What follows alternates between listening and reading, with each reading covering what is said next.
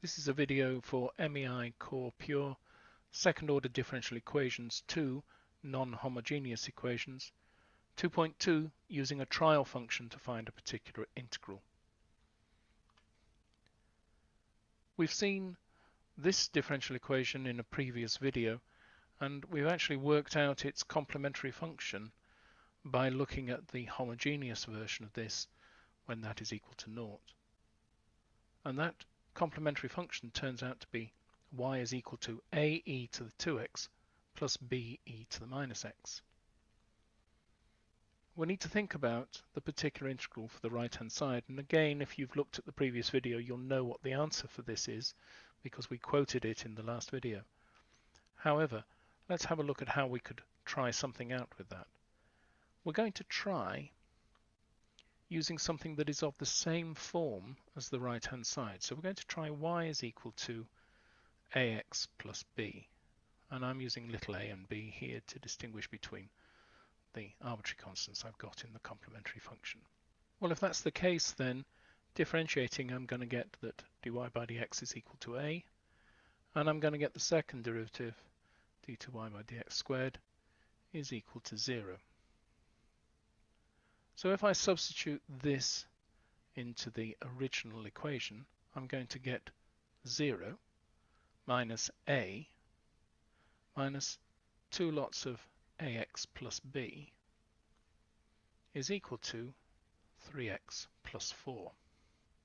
Now if we just expand that a little bit, we're going to get minus 2ax minus a minus 2b is equal to 3x plus 4.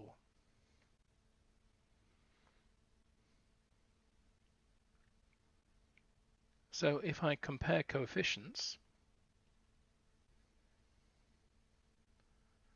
well, if I look at coefficients of x, I'm going to get minus 2a is equal to 3, and so that tells me that a is equal to minus 3 over 2.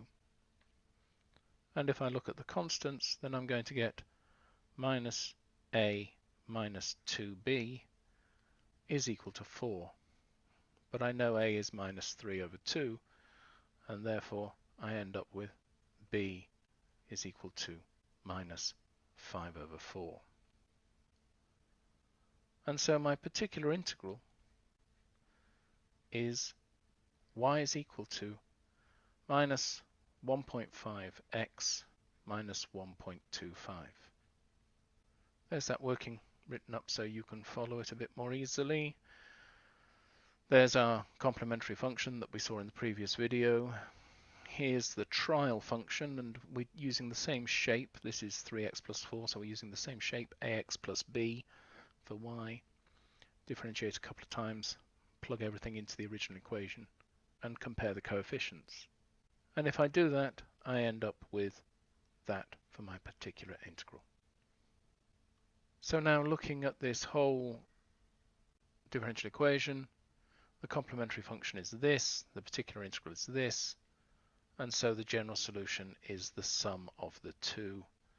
So this bit here is the complementary function, and this bit here is the particular integral.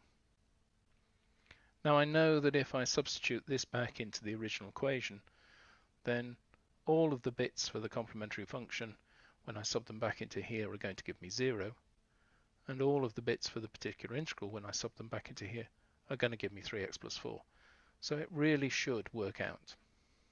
So in summary then, here's my non-homogeneous differential equation.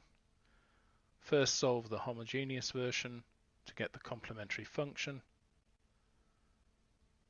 Look at the particular integral as being the same shape as the fx, the right hand side function, and substitute that back into the equation to sort out the parameters for that, and then the general solution is the sum of the complementary function and the particular integral.